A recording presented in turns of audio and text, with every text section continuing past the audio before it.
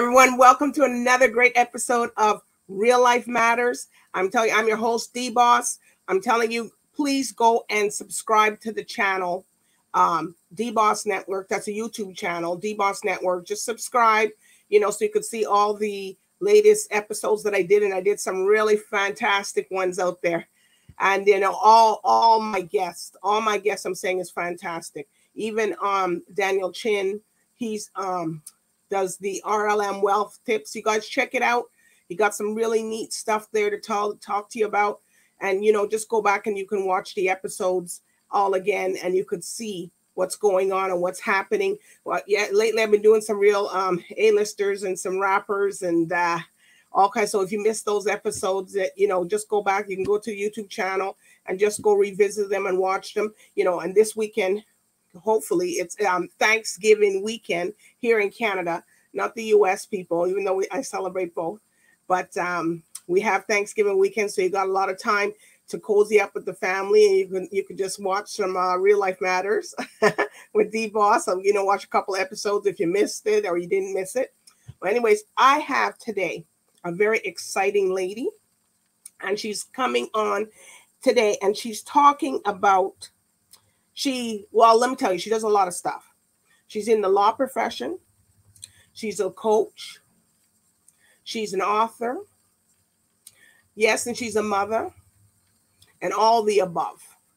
But she is going to be, it's something that she's doing now that's making some permanent noise that's going on in the industry. And she is going to tell us about her new walk with this book that she has created. So with any other further ado, I introduce to you Jenelle Simpson. Hello. How are you? I just want to know. Oh, first of all, Jenelle, welcome to Real Life Matters. And also, I just wanted to know, can you tell everybody what your background is and where you come from? My background is Jamaican. I was born in Jamaica. I came to Canada when I was very young, approximately 5 years old. What part of Jamaica? Because people are going to ask me. St. Catharines, Brownstall. So it's a very small country area. Wow. A lot of people don't know it. I'm always like, I'm from Brownstall, St. Catharines. They're like, what? What's that? I'm like, you never heard of Brownstall, St. Catharines? Well, don't ask me. I wouldn't know.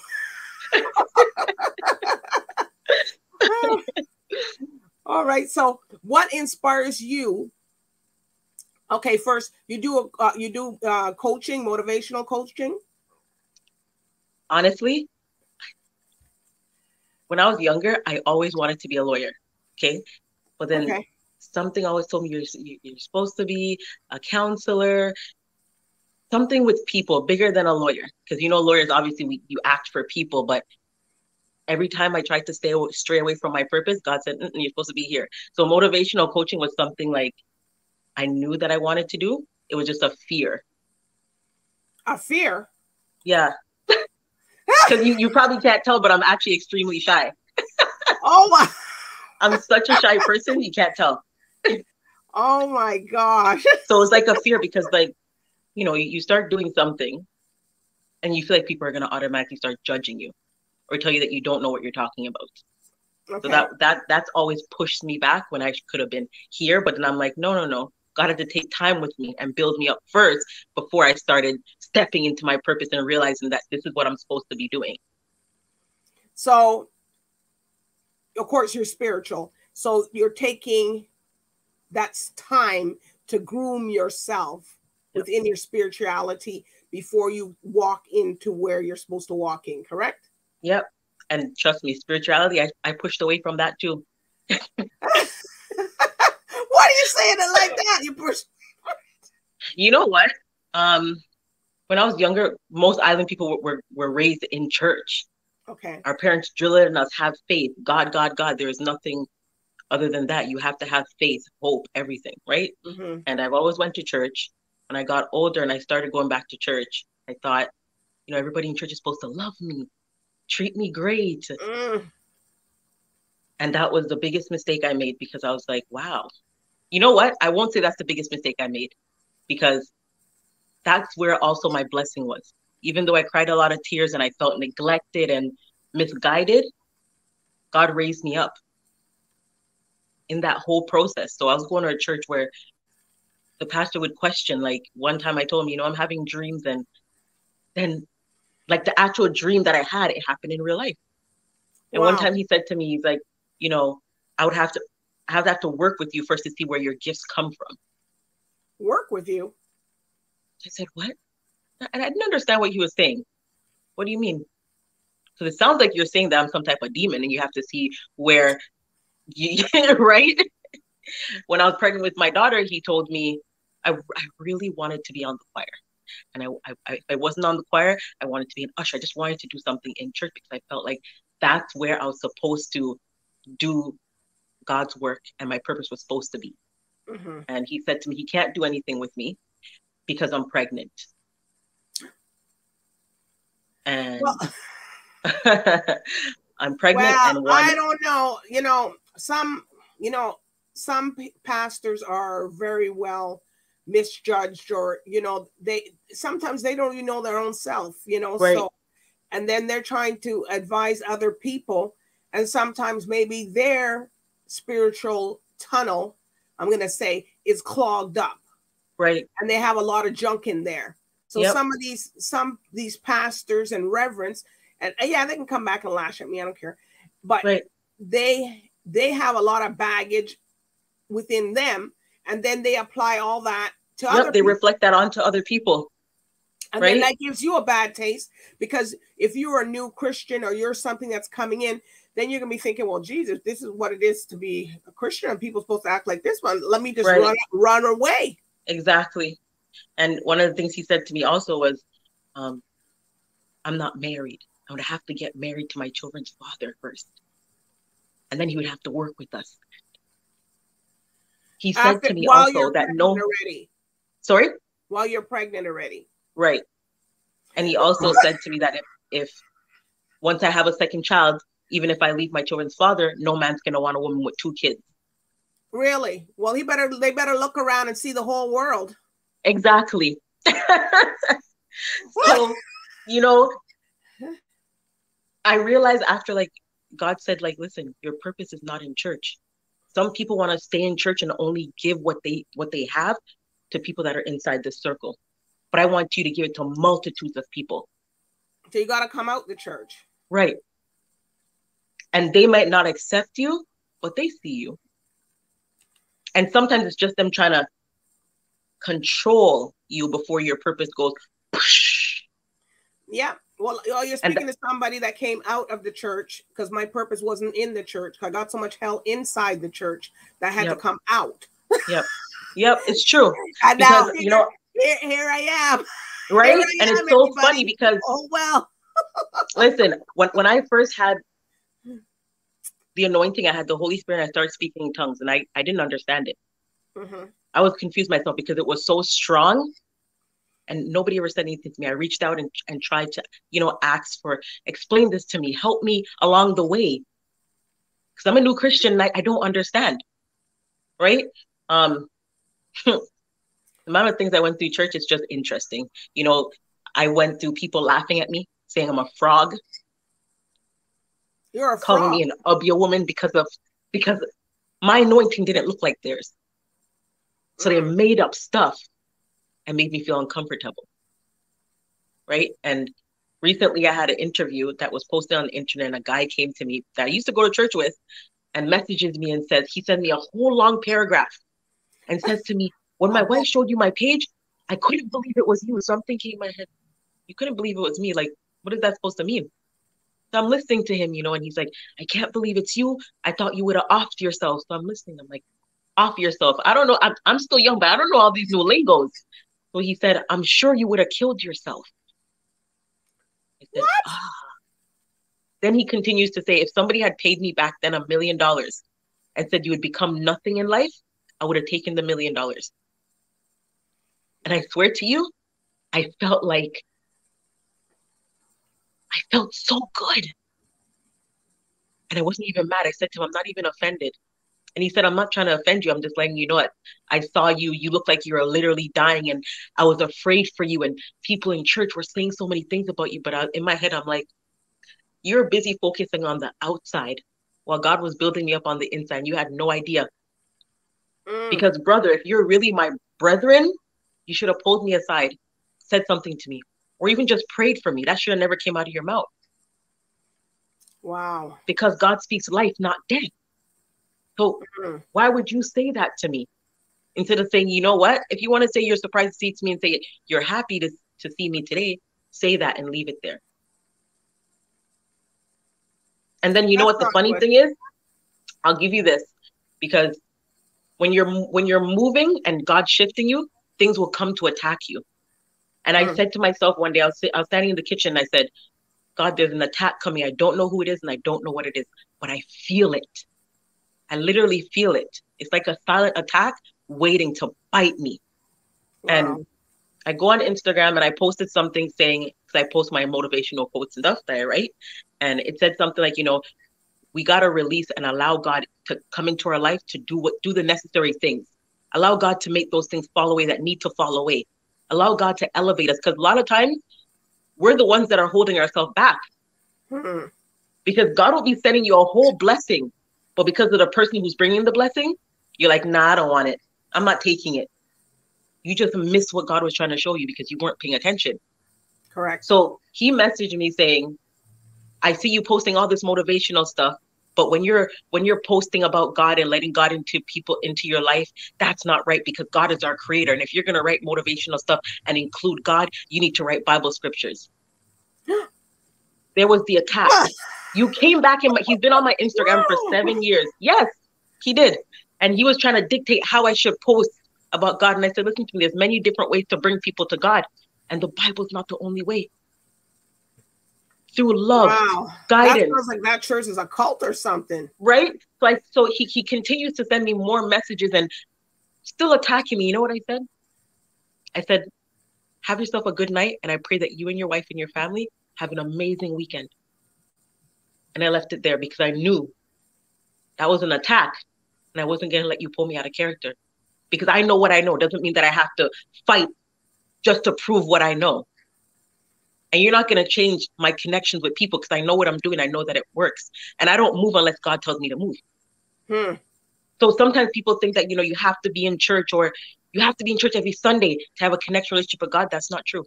Yeah, but some people who are in church every Sundays and all this thing, they're doing the most wickedest things in the week. Yes, exactly. Because you know what's funny? Because that you bring out so many. It's how you behave when you're out of church is what your character is based on. Right. Because, you know, let me give you another example of the boss. Even though he told me that, you know, no man's going to want me while I'm pregnant, that I should be married first. 2 examples. One of the girls that were on his choir were pregnant. They had a private wedding. Oh. When she was pregnant. Right. To cover it up.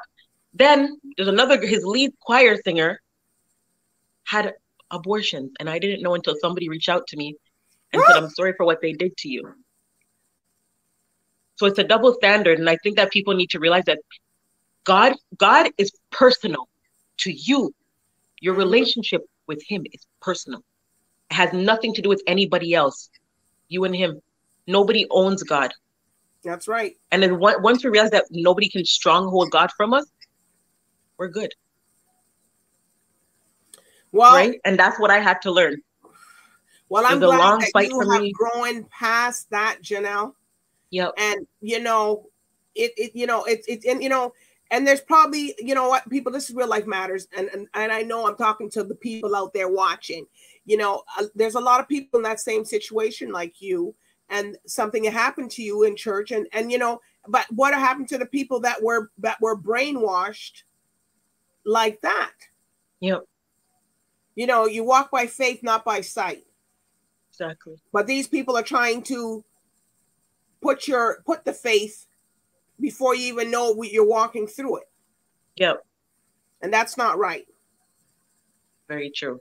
Jeez. You know, when I think about it now, I'm like, the second book goes into more detail about church and relationships, but I just want people to know, don't stray away from God because somebody made you think that God was hateful and picking at you.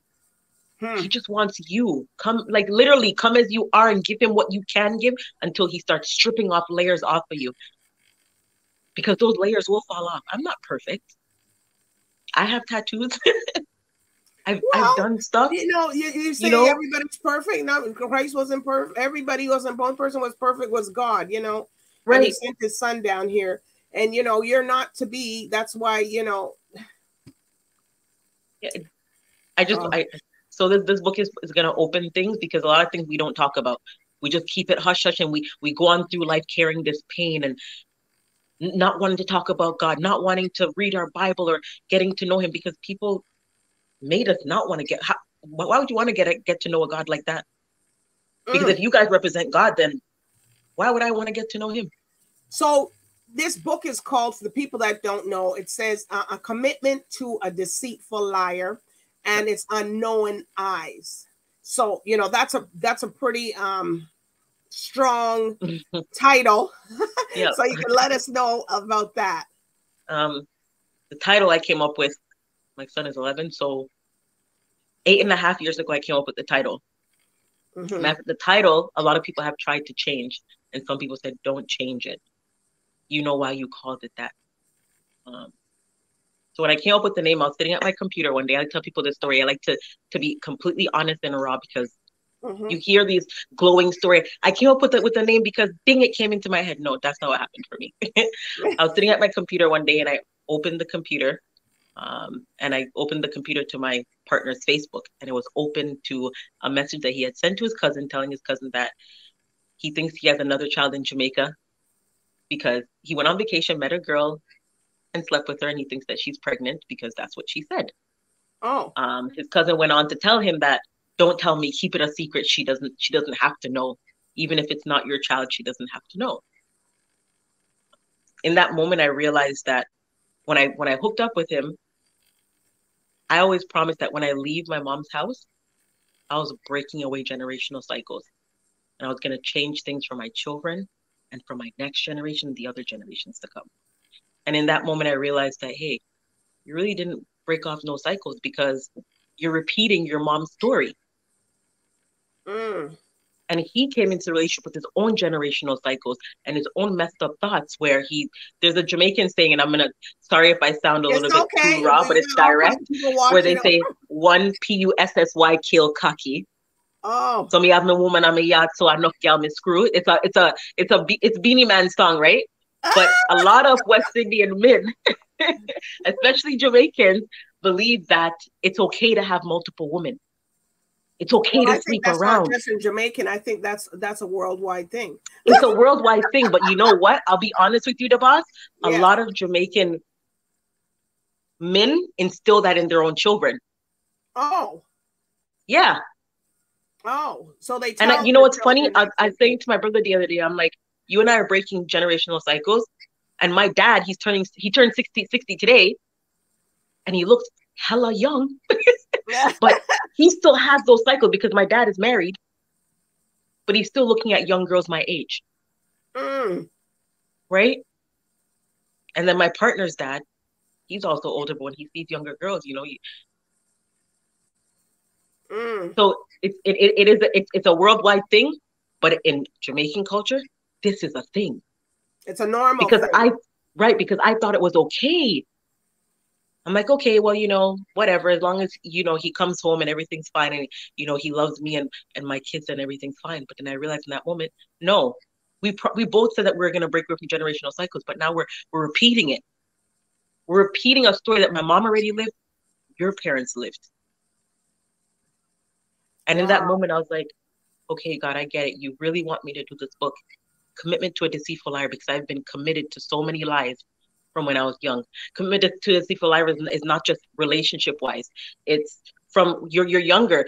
My stepdad used to always say to me, "Oh, I better not find out you're talking to no boys. I better not talking to no boys, or else I'll kick you down the stairs." And boys, when you start talking to boys, all they want from you is one thing. They just want sex from you. And when them breed you, them are gonna leave you. And I'll tell you this, I held on to that lie, because every year my children got older, I was waiting for him to leave. My daughter turned 7, and I was like, my dad left when I was about 6, 7. When are you gonna go? You're not gone yet. The door's there. I held on to that lie for a very long time. And you hear people used to say, once you have a baby and you're young, your life is ruined. You can't go to school. You can't. I broke that cycle. I was pregnant with my son. I finished college. I work at a very large law firm. We started our own company together. Me and my brother own a nonprofit organization. I own a painting company. I've done things that they said I wouldn't be able to do as a mother. I've done things that I wanted my own mother to do. To that church, you wouldn't have did that neither. Exactly. Right?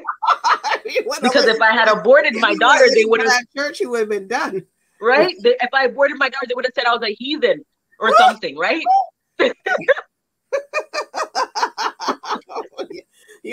So commitment to a deceitful I know we're laughing about it, but it's not funny because it's not funny, but it's funny because it's like if we allow people do that in the church, these cults, and they make people feel bad, and they don't want to go here. You can't go to no party, don't go to nothing with nothing, but yet still the pastor's there. Exactly. And the pastor doing the most that you don't even know about. You're surprised. Right? Nothing surprised me. Nothing surprises me. But we got to learn not to let people control our life and our story. The only person that controls your life and your story is God. So if you want to go... In some part of the book here, you talked about sexual abuse, rape, drugs, strippers. So what part of how does that portray into the stuff? So the first book talks more about the rape and living in an abusive home and being raised with a step parent. Because a lot of times we don't talk about that either, where like you're raised with a step parent and the way that they treat you. There's amazing, amazing step parents out there. And there's some real wicked ones. A lot of the things that I was, a lot of things that I was raised in, I thought it was normal. Even the way that when my stepdad speaks to my mom, she shrinks. As soon as he raises her voice, she shuts up. Wow. Or physical abuse. A book talks about that, how, especially in the Black culture, we were raised in certain things that we end up thinking is normal, and we continue to carry it and pass it on. So that's a lot of commitment too. You're committed to that. Like when I was younger and things happened at home, mom would make sure we didn't go outside and tell nobody. But really though, you were breaking me down mentally and physically, because as an adult, when there was something wrong that was going on, I wasn't telling anybody. Right. I was dying on the inside. But now with my kids, if something happens, speak to me about it. Speak to somebody about it. I don't want you carrying that cycle where you have to keep things a secret. Shh. And being raped talks about that too, because shh, don't tell anybody. There's a lot of things they can't tell nobody. That exactly. They keep, but now today, a lot of things are happening where things are coming out. Right. A lot of things are coming out. Yep, a lot. And this is what I want. The churches are breaking down because a lot of things happening in the churches. People they're having sexual relations with the parishioners that's coming to the church. But that was hush. But a lot of these pastors and stuff, they have a lot of power. Yep, they do. They come to your house. Oh, we're going to come to your house, and everybody's running all over the place trying to prepare them, get them a meal when they come over. Well, guess what? We're going to break that power away. There's nothing wrong with having respect. Yes. But you don't have any power. Only God has power. That was true. I remember the pastor had said something about a little boy running to grab his briefcase, and that's what I want to see. Excuse me? I understand respect. But not because another child's not running to grab your briefcase means that there's anything wrong with that. Okay. Right? So Commitment to Deceitful Liar is the opening to book number 2.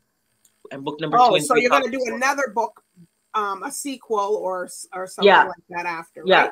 Yeah. So the first one's just the one, and then number 2, Lips of Truth, is number 2. Okay.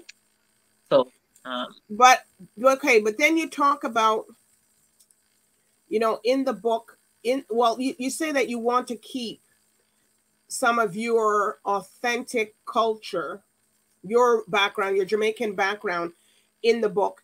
And, and you had mentioned earlier off the air that maybe I hope they didn't take out the original patois that I put in the book, because I want it to state that, because that's who you are. Yeah. So that was a part of the delay, like I told you, was that when I was picking my publisher, I wanted a publisher that wasn't going to take away from the Jamaican patois, the authenticness, because I wanted people to feel the island and feel where my roots came from and how I carried it with me. And then, I had to break off some of it. Some of it were good, but some of it was bad. So the delay was me making sure that they didn't change the patois. I didn't want them to change the word to, Canadian English. Like, that's not what I wanted. I didn't want them to take away from what I was trying to draw readers to. Okay. Well, that, obviously, like, how many chapters is in this book? 21. 21? That's how many pages? It's about 2, 3, maybe. Some of the chapters are pretty long. Okay. Yep. It's 219 pages. Okay. Yeah.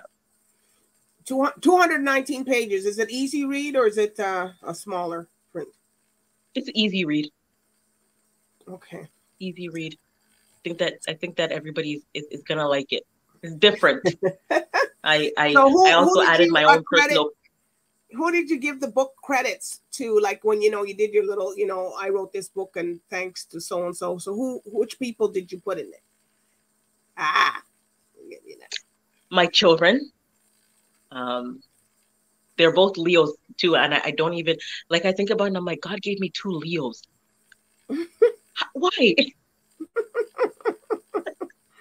And I'll tell you why I gave it to my children, because for the last month I've been in a flunk, because I was contemplating, okay, you know what? Scrap the book. Don't even release the book. Scrap it.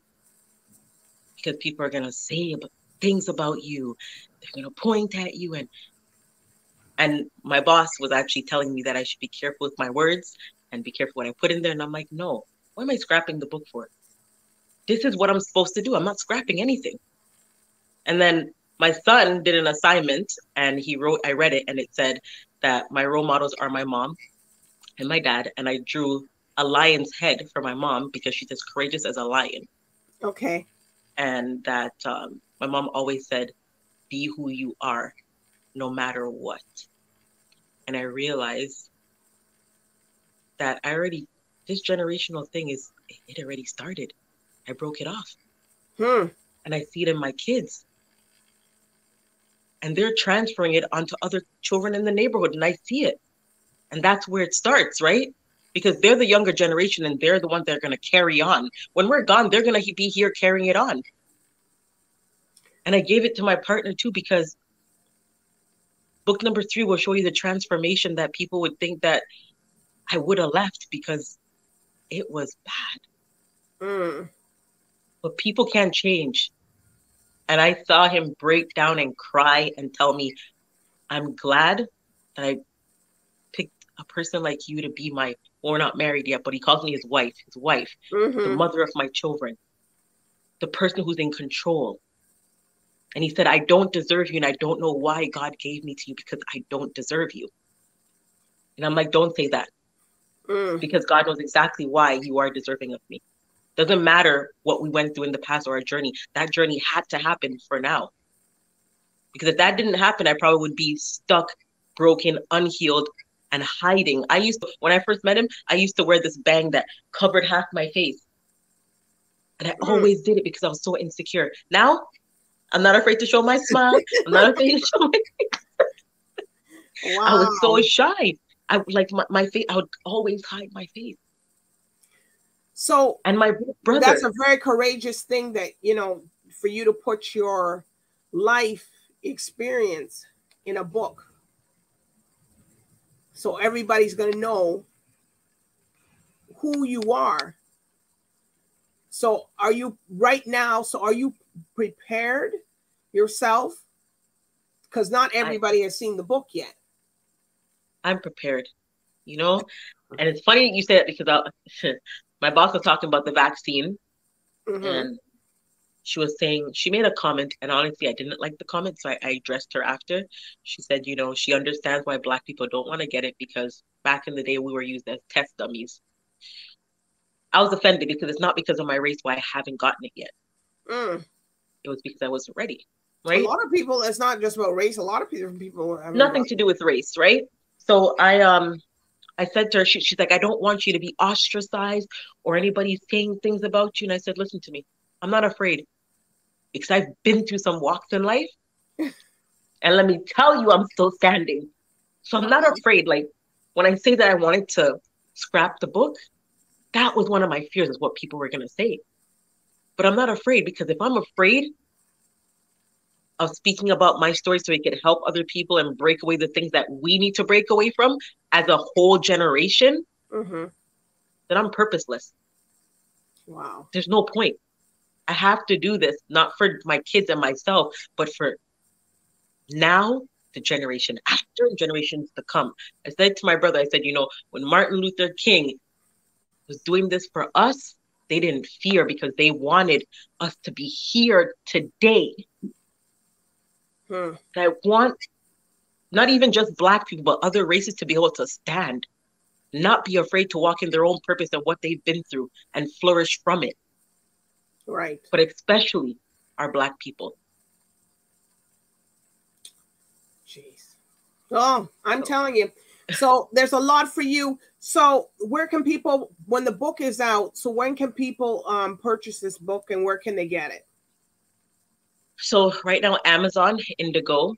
I'm still working on other places because I want to get it in stores. I keep telling my publicist that I want it worldwide. I want it in every stores that I can get it in. I want it on every platform in the world because I want people to read it, because it's not only like a lot of girls go through rape and different cultures deal with it in different ways. And I think once people read book number 1, they're gonna be like, oh my gosh, okay, so what happened next? But book number 2 will show you how my family dealt with it in the worst way. But I still love them and I'm not mad at them because they didn't know how else to deal with it. Well, are you gonna get some family members lashing out back at you, or you think, or? Yeah, but that's okay. I'm you know. Better get out a helmet, girl. You know, at the end of the day, some of them didn't talk to me when I first came out. They still don't talk to me, and I'm okay with it. I'm still standing. I'm still flourishing, and God's still using me. And that doesn't change anything. Okay. They're my family, but I've gained family who are not blood that I don't even realize that they're not a part of my life right now. Okay. And I'm okay with that. Anything that I have to do to change things, I'm going to do it. Okay. So this was not, honestly, this is not even for myself, because I tell people that book number 3 is actually journeyed with me, like in my present life. Okay. So I said, you know, if I do a book number 4 to this series, you guys are gonna see the whole how I got engaged to and married. Don't worry, I'm giving it to you guys all raw and juicy. Well, we can't wait for it. We can't wait for that. But anyways, where can people find you on social media, or if they want to? Right now, Instagram, because my website's gonna be done this week, and then I'll post it on my Instagram. Okay. So it's at lifes LIFES _deceit DECEIT. Okay. Or my personal MS.Simpson SIMPSON. Okay. Well, where we're going to be looking out for this book there, I'm telling you, you know, a commitment to a deceitful liar. And I want to see a copy of this, and when it comes out. And is it, oh yeah, how much is it going to be? About 40. Okay. Yeah, for that 21 chapters. Yeah. Yep. I'm not saying that 20 is a bad thing. It's 20. All right. Well, Jenelle, you know, I do want to thank you for coming on and sharing your thoughts and sharing your stuff, what happened, your story, because that's why you're sharing your story and your testimony and stuff, what happened to you. And, you know, and talking about the book, and for everybody, because a lot of people who didn't know who Jenelle Simpson is, well, you're going to know about her now. Yeah. Some might know and throw things at me, but That's not Well, Janelle you're gonna now. have So to walk the walk, girl. yep. You have The to old walk me doesn't the exist walk, no more. and you talk the talk. Now you're gonna have to walk the walk. Yep. And walk it through. And be watching. So when you come back, you're gonna come back again. I want you to come back again with your next book, and you're just gonna reach out to me so we can hear. And I want to hear the response, what you're getting, the rebuttals, and all that stuff. That's what I want to hear. All right, so I do want to thank you again for coming. I want to thank the viewers out there for watching, and you guys get her book when it comes out. You know, it's going to be something interesting and maybe something you guys can relate to in your own life, because she's giving it a raw, authentic version of the book, and this is what I gather from it. So anyways, everybody have a great evening, and good night. Bye.